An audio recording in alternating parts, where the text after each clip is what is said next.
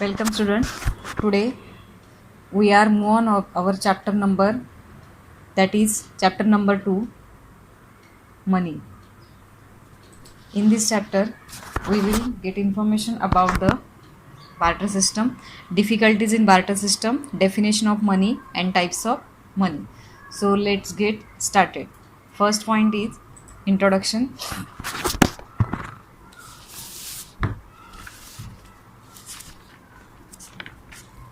Man is an intellectual animal. The invention of money is only one important and fundamental inventions out of the various inventions in the world. According to the Crowther, there is a basic invention in the each branch of the knowledge. Invention of fire in science, invention of wheels in mechanical science. The concept of money is an important concept which has brought out the revolutionary changes in economic life of human beings. Various goods and services are bought and sold with the help of money to satisfy human wants. मतलब जो भी science और technology में जो भी change मतलब जो भी इन्वेंशंस हुए, जैसे साइंस में इन्वेंशन ऑफ फायर है, व्हील्स का इन्वेंशन है, वैसे concept of money is an important concept to economic life of human being.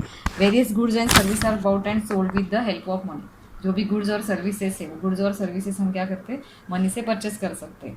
तो we cannot purchase anything without money. You have all the desire those you have satisfy any with the help of money. So wherever you go out to buy something, to have something, you need to have money for that, right? You have nothing free in modern society. For every petty things you need to you have to pay, need in order to pay, maintain, acquire those things that you have require. And it is also said the money is root of all evils there. मतलब जो भी modern society में जो money है, money के without money you cannot purchase anything. जो money का जो रिवॉल्यूशनरी जो इन्वेंशन हुआ है, जो भी रिसर्च हुआ है, invention हुआ है, is a revolutionary changes in modern society. So this is the introduction, and for next is a barter system.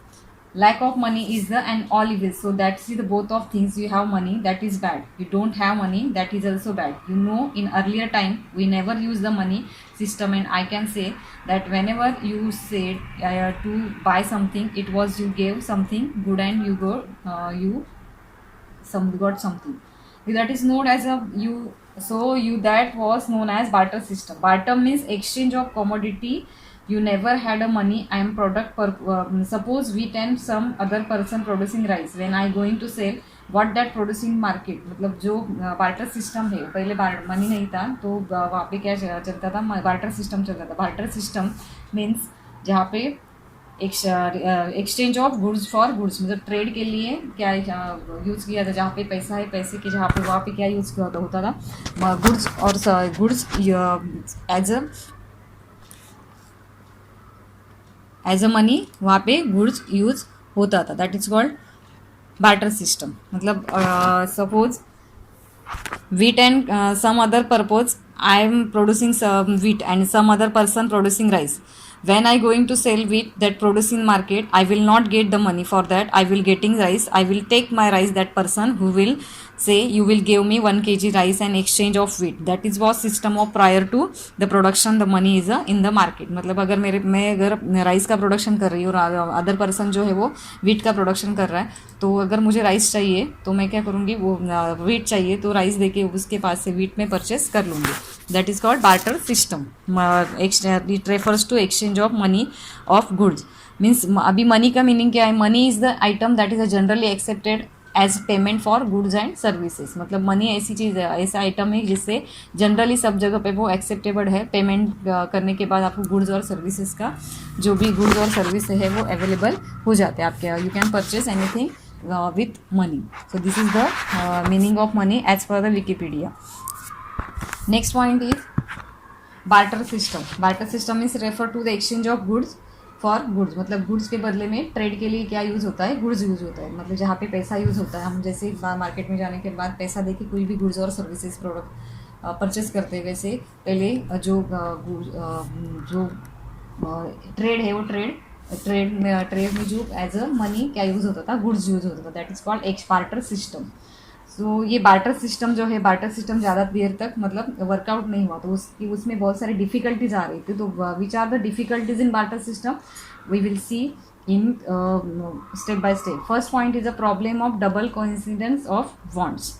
Lack of double coincidence of want was one of the major limitation of barter system, because for example, person A has a cloth and he want rice in exchange, and person B has rice but he does not want cloth to exchange. In his case, exchange between A and B would not take place as their want no be coincide with each other. मतलब एक जो person है उसको cloth चाहिए और B जो है उसको उसके पास राइस है, बस जो ए है B has but he does not, उसके पास राइस है बट उसको क्लोथ नहीं चाहिए। तो ऐसे प्रॉब्लम में ऐसा जो प्रॉब्लम रहता है उसको बोलती है double coincide.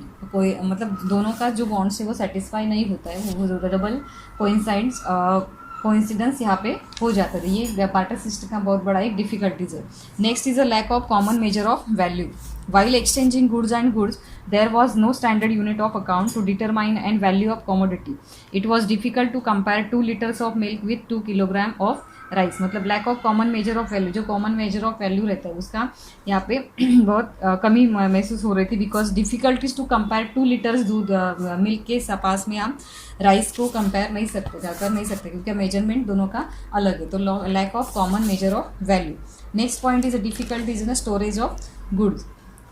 It is necessary to store goods for future consumption. Sometime due to the perishable nature of certain goods, it was difficult to store for the future. मतलब जो डिफ़िकल्टीज है गुड्स को store करने के लिए, जैसे अभी हम जो फ्रिज में बहुत बड़े बड़े फ्रीजर्स में या जो भी एक्सपोर्ट वगैरह होते हैं जो स्टोरेज में, जैसे फिश है, मीट है, ये जो पर्शिबल गुड्स है, और मिल्क आइटम्स जो है वो पर्शिबल गुड्स रहते, ज़्यादा देर तक टिकते नहीं, मतलब ख़राब हो जाते थोड़ी देर के बाद, मतलब थोड़े दिनों के बाद। तो ऐसे जो ऐसे पेरिशेबल गुड्स जो है वो पेरिशेबल गुड्स को स्टोर करने का बहुत बड़ा प्रॉब्लम यहाँ पे खड़ा होता था, क्योंकि वहाँ पे स्टोरेज का फैसिलिटी जो था वो अवेलेबल नहीं था। So this is necessary to store goods for future consumption. Sometime due to perishable nature in certain goods is difficult to store for the future. For example, milk, eggs, fish, vegetable, etc. were difficult to store.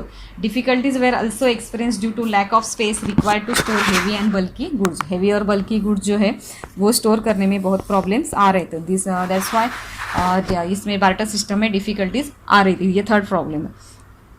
Next point is the indivisibility of certain goods. ऐसे कुछ ऐसे थोड़े ही ऐसे goods थे जो वो divisible थे, but जो एनिमल्स है वो एनिमल्स जो इनडिविजिबल है, मतलब दो पार्ट्स में उसको डिवाइड नहीं कर सकते थे.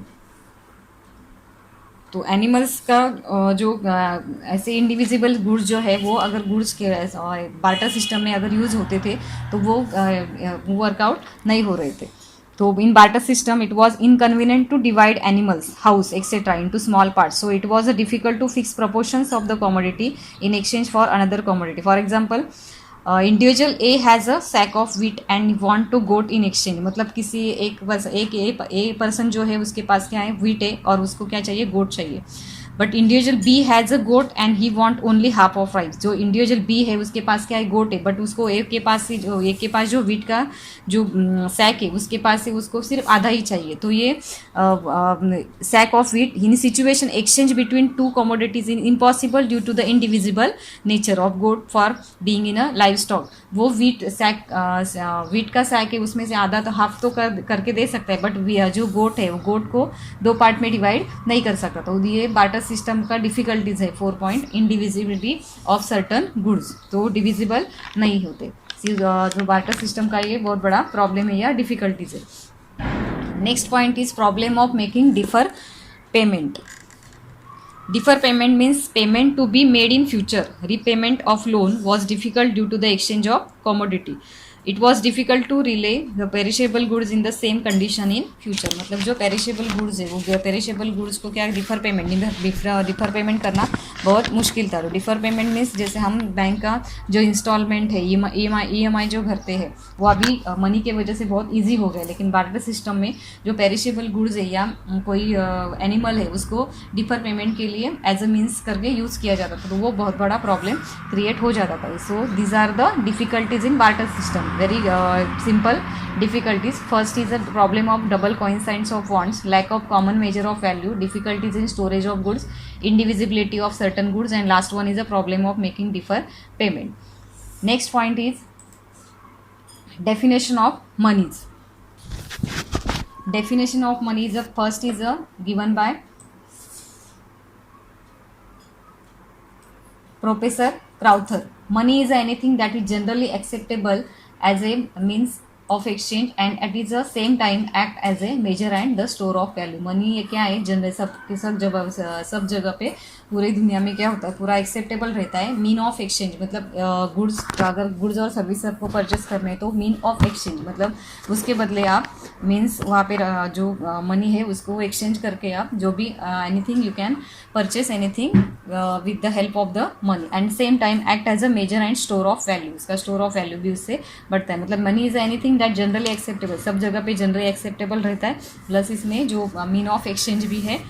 सो these are the professor Crowther का definition. Second definition given by Walker. Money is a what money does मतलब मनी से आप क्या कर सकते हैं, anything you can purchase anything, मतलब money is a what money does. Next point is the types of money.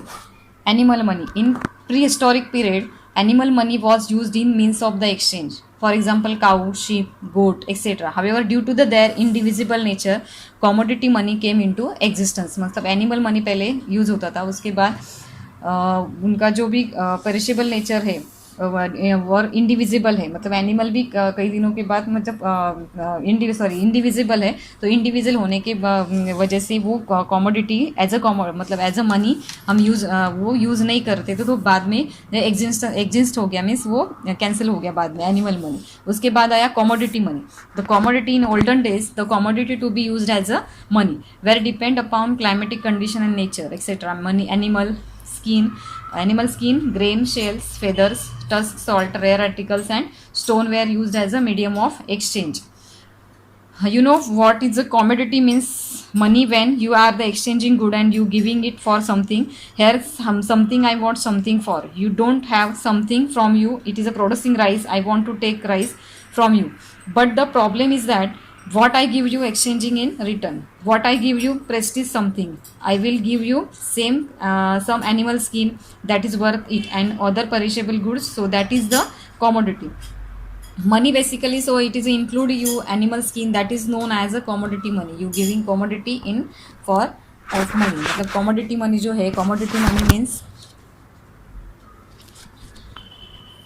In commodity money जो है मतलब जैसे हम मीन ऑफ जैसे एनिमल का यूज़ करते थे एज अ मनी करके, तो बाद में एनिमल का एग्जिस्टेंस होने के बाद मतलब वो इंडिविजिबल था, इसके बाद कॉमोडिटी मनी आई. तो कॉमोडिटी मनी में क्या यूज़ होता था, फेदर से, शेल से, एनिमल स्किन है, ये यूज होने लगा, लेकिन वो स्टोरेज का प्रॉब्लम बहुत होने लगा. इसके बाद कॉमोडिटी मनी भी कैंसिल हो गया, एग्जिस्ट हो गया. नेक्स्ट आया, बाद में आया metallic money. Metallic money use to durable metal as a metallic money use durable metal such as gold, silver. अभी मेटेलिक मनी में क्या आता था, गोल्ड है, silver, copper, aluminium, nickel etcetera. However scarcity of perishable metal or lack of uniformity in metallic pieces gave rise to in use of the metallic coins.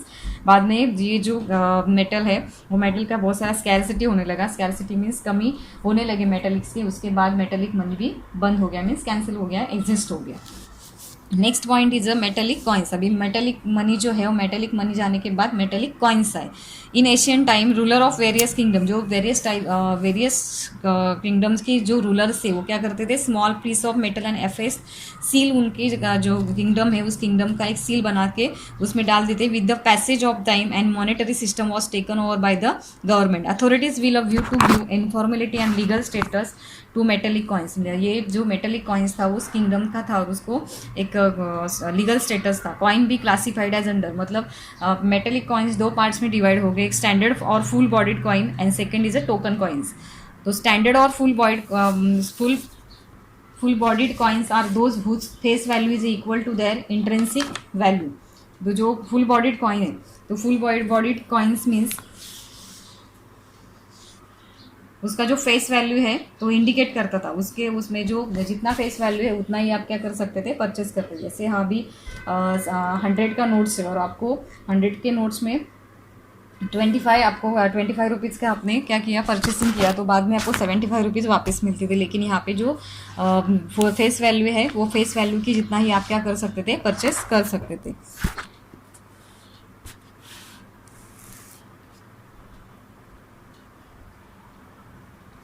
means जो full bodied coin and standard coins means 5 rupees coin, then the weight, gram and weight of a unit will be the same getting me. If you have standard coin means weight of the coin and number that is printed on same, मतलब जो printed number रहता था वो same रहता था. अगर समझो 5 rupees का कॉइन है तो उसका वेट भी 5 रुपीज़ इतना ही होता था. So this is the standard coin. और full token coin means token coins are those whose intrinsic value, you see 10 rupees coin today value of 10 grams, no, as the way face value of coin is greater than the weight. मतलब जो face value है वो face value means ऊपर जो उसका print रहता है वो उसको बोलते हैं face value. intrinsic value means 10 rupees coin to, अभी जो intrinsic value suppose you see 10 rupees का जो कॉइन है टुडे का दैट इज 10 ग्राम्स, नो. अभी जो 10 रुपीज़ का कॉइन रहता है उसका जो वेट रहता है वो 10 ग्राम्स रहता है क्या, no. So as the way the face value of coin is greater than the weight, मतलब जो फेस वैल्यू है वो उससे भी ज़्यादा होता था. That's weight of coin. Here are the same. The face value is equal to coin and the token coin and face value of greater than the weight. That is difference between full bodied coin and token coins. मतलब जो full bodied coin है उसका उसमें जो print रहता था उतना ही उसका क्या रहता था as. Standard coins weight of the coins means weight of the coin and number that printed on it the same. उसका वेट और उसका जो वेट है वो जो प्रिंट रहता है वो प्रिंट और उसका वेट सेम रहता था. और token coins are those which face value is a higher than them. मतलब जो टोकन कॉइन जो है वो टोकन कॉइन में जो प्रिंट रहता था उससे ज़्यादा उसका क्या रहता था वेट रहता. That is called token coin. Next point is a paper money. I had commodity, you find certain difficulties. You introduce the metallic coins, that was gold, silver and copper coin. Then you know that without we had some problems with metallic coins. So we will come with the concept of paper money. What was the difficulties was difficulties in paper money. Paper money was a substitute for metallic money. In course of time, issue of currency note was monopolized by the central bank. Paper money consists of the paper currency issued by government and central bank of the country. In India, 1 rupees note and all coins are issued by government of India. Currency notes of higher denominations are issued by the central bank, means Central Reserve Bank of India. Inconvenience of handling and risk of storing paper money gave rise to the bank money. मतलब जो paper money है, paper money was the substitutes to metallic money. जो metallic money है उसके लिए substitute कौन सा है, पेपर मनी. तो ये पेपर मनी जो है वो इशू कौन करता है, central bank of India means RBI.